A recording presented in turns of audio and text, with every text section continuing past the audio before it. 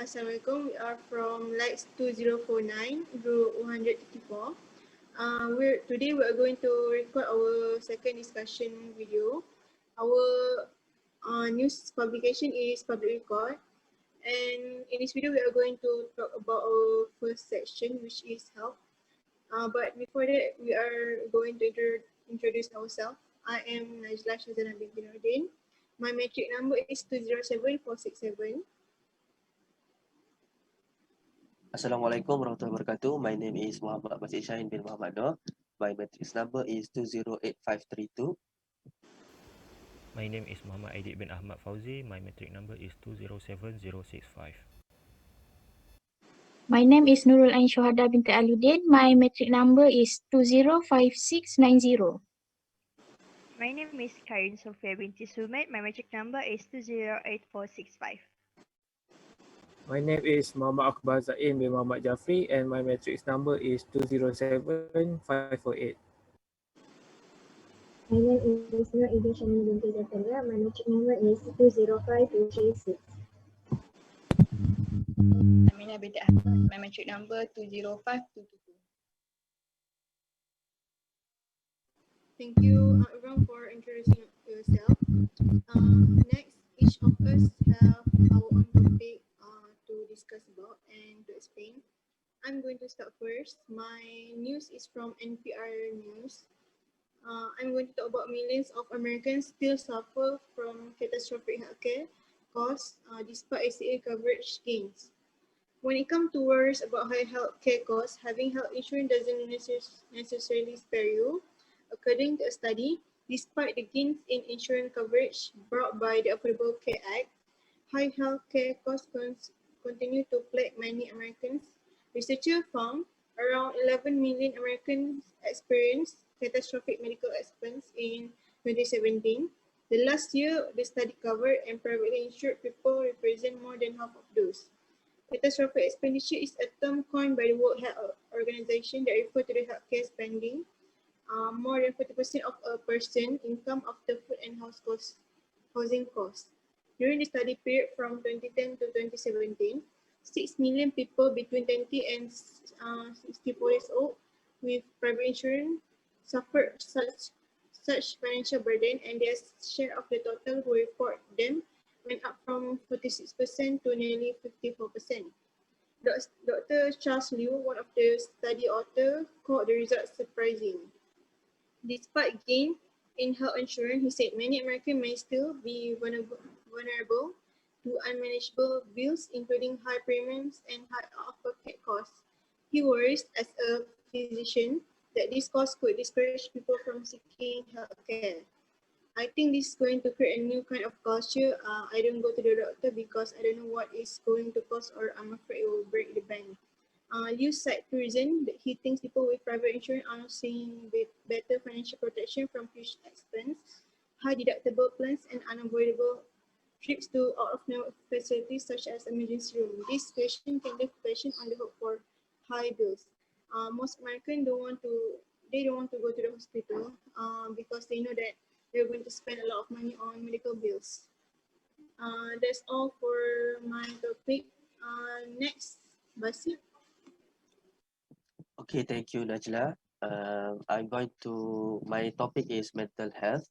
I got my news from News Straits Times, NST, by Mira Murugesan. Okay, recently, Instagram has launched its #RealTalk campaign in order to help address mental well-being in Malaysia, especially given the COVID-19 pandemic and its consequences. They collaborated with NGO, experts, and content creators such as Caprice, Sleepy Crank, in order to spark conversation of having a well-being mental health. According to the recent IPSOS survey, 44% of Malaysians feel that their natural wellness is affected since the pandemic began. Plus, in fact, more than 750,000 people in Malaysia are members of 20,000 active Facebook group dedicated for people to seek support in maintaining their health, their mental wellness. Okay, this campaign kick off with a panel discussion on normalizing and Destigmatizing Mental Well-being in a Digital World, featuring Philip Chua, which is the Instagram representative, MIASA representative, which is Miss Anita Abu Bakar. MIASA stands for Mental Illness Awareness and Support Association. Mr. Azran Osman Rani, the CEO and co-founder of Naluri. And then the second last is Selepi Krang, Muhammad Hafiz Hamzan, a video content creator. And the last one is Caprice, an entrepreneur and hip hop artist. Okay, last but not least, MIASA Malaysian is looking forward to this partnership with Facebook Malaysia and also Instagram to bring awareness about mental health in Malaysia and destigmatize the mental illness in Malaysia. I think that's all for me regarding the mental illness, the mental health. I will pass to the ID for the next presenter. Thank you, Basit. Okay, for my news, I would like to share about autoimmunity. This news I got from social media where the people I follow post about their sickness problem were related to autoimmunity. And what is autoimmunity? Autoimmunity is situation where your immune system attack the healthy cell in your body by mistake. As far as we know, our body consists of immune system that protect us from disease and infection. So, if we look carefully at some of our friends that might have a long fever or a disease that need a long time to heal, for example, ulcer, ulcer is supposed to be healed by our immune system in a week or two. But if the ulcer did not heal within 2 weeks or more, it might be a symptom for autoimmunity. And my point is, some people is just being insensitive about their problem sickness, and they're not aware with their sickness. What and they just post their problem sickness to the social media, but not aware about what's going on in their body. And the question is, what is causing autoimmunity? Okay, the cause of autoimmunity is genetic and post-infection. And what can we do is the hospital only provide us NSAID, which is non-steroidal anti-inflammatory drugs, which is the drugs only defend us from the immune system from attack a healthy cell in our body by mistake. Okay, that's all from me. Thank you. Yeah, thank you. I did. First of all, I got this news from the Star. The title of the news is "Pregnant Teacher Dies After Contracting COVID-19 at Surprise Baby Shower." So this case was happened at Brazil. Camilla Graciano, a 31 years old pregnant, was rushed to the hospital just 3 days after the baby shower due to coronavirus. Though her family had difficulty finding an available bed amid the pandemic, she later admitted to the Santa Casa Hospital. However, she reportedly died after a week in the hospital. But before she died, she was born premature, and doctor managed to save the baby. So by this news, it can show that how dangerous is coronavirus, especially for risk high risk group like pregnant women. It is important for us to aware about this virus by follow the guidance by government. That's all from me. Thank you, Ain. So I will start to discuss about a news from Outbreak News today about best way to strengthen your immune system. So our immune system plays a vital role in this pandemic. It is in charge of fighting off bacteria, viruses, and other germs that cause disease. Eating nutrient-dense food is the right way to go. The food that we want is not always the food that we need. Food that best support our body needs to have the right vitamins and minerals. So first thing first is vitamin C. One essential micronutrient needed to boost our immune system is vitamin C. This vitamin is not produced by the body, hence we need to consume food rich in vitamin C. We can get this kind of vitamin C in citrus fruit, strawberry, leafy vegetable, and so on. So vitamin C functions as an antioxidant and cofactor, a catalyst in enzymatic reaction. Its role in the immune system is through maintaining skin barrier integrity, aid in wound healing, and leukocyte function. Okay, next is to get enough sleep. With the right amount and quality of sleep, we allow our body to heal and function at its best, especially in this pandemic. One way to strengthen our immune system is through a good sleep hygiene. Then, exercise. With our time spent working from home, this won't take up much of our time. So, allow your body to fight against infection by exercising. Our health is currently the priority in this pandemic, and to effectively combat COVID-19, we have to alter our lifestyle to support our body's needs. This can only be achieved through eating right, having good sleep hygiene, and by exercising regularly. That's all for me. Thank you.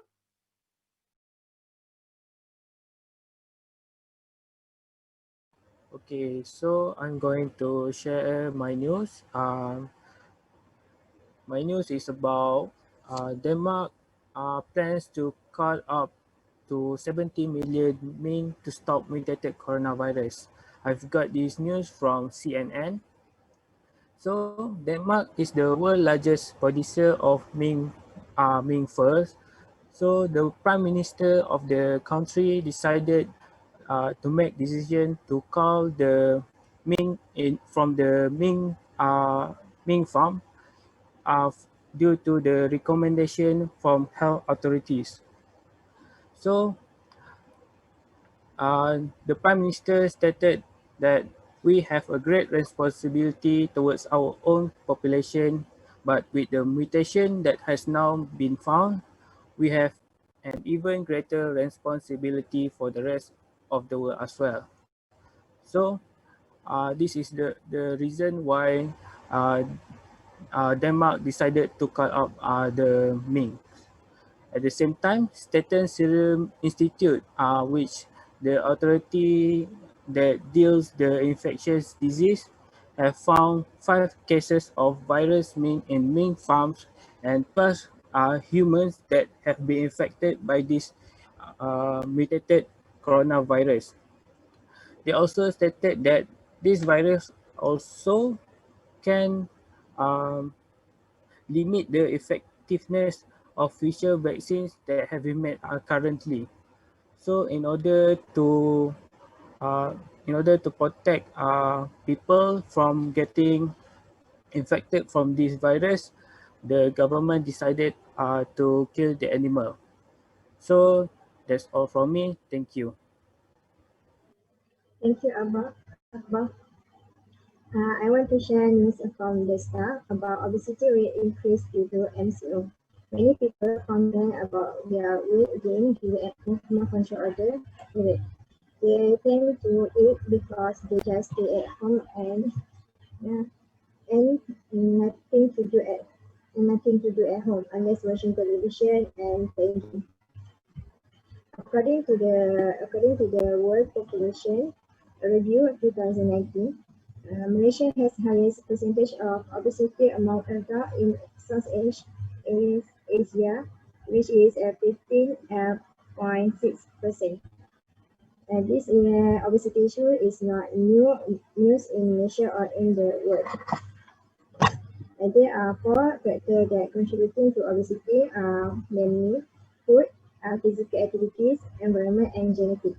Basically, if food intake is not consumed through physical activities, then the excess energy is stored as fat in the body. Obesity among kids. Many children these days addicted to the computer games, tablet, and television for over 2 hours a day and inactive physically for a long time. Obese children will face higher risk of developing non-communicable communicable disease (NCD), such as diabetes mellitus and hypertension at a younger age. Obese people suffering NCD who contract COVID-19 face a higher risk of developing dangerous complications that can lead they if they not if they fail to seek a treatment early. According to Dr. Nur Hisham Abdullah, there more than 80% of fatalities due to COVID-19 involve patients suffer from NCD. As conclusion, who in the higher risk group, they need more precaution to avoid COVID-19.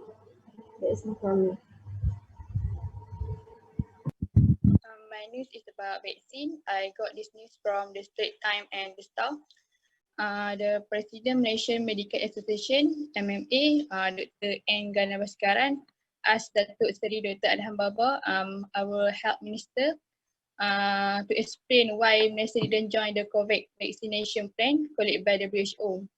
For your information, COVAX vaccine plan is the alliance to help countries to purchase and distribute the vaccine. Dr. Adham Baba said that Malaysia has its own bilateral negotiation for a vaccine, but signing up for the COVAX vaccinational plan can be added option to obtain the vaccine. Dr. Adham Baba also said that vaccine will be evaluated by the stringent check by MOH and WHO. For the safety and efficacy before approved and declare safe for the population. Dr. N. Ganabasekaran also asked why Malaysia is the last in queue for the vaccine. So our Prime Minister Tan Sri Muhyiddin Yassin said that Malaysia is in talk with countries that produce and develop vaccine, and Malaysia is willingly to cooperate with countries to ensure that the vaccine is sufficient for population. On September 3, Health News Portal Code Blue reported that Malaysia has not committed to join a global COVID-19 vaccine collected by WHO. So also the reporter state that Dr. Adham Baba saying Malaysia is waiting for the information on international plan, whose coordinator have said on September 18 as the deadline for countries to make a binding commitment. So that's all. Thank you. Thank you. Ready for your insightful news. Next, you are going to choose two news to be included in this section. Already have anything to say? I would like to choose Akbar Zaim news. Why? Because for me, Akbar Zaim news is new. I haven't heard it before. Before this, I only believe that bats are the source or the the source of the COVID-19. But after Akbar present, he also says that ferret is also one of the animals that will give us COVID-19. So I think that the whole world need to know about this news. That's why I choose Akbar Zaim news. Thank you. I agree with you, Basit, because for me this is new. Before this, I only heard that rats and bats are the carrier for bacteria and virus, but now ferret are one of them. Sophia, which one do you choose? Same goes to me. I will agree with both of you to choose Akbar. And next, I would like to choose Nur Ain Shuhada News because it's very catchy for me. And knowing that news makes me feel bad and good at the same time. So, how about you guys? I I'm agree with. Okay, I'm agree with all of you that I choose Akbar News because it's such a new information for me that parrot can be as a carrier for COVID-19.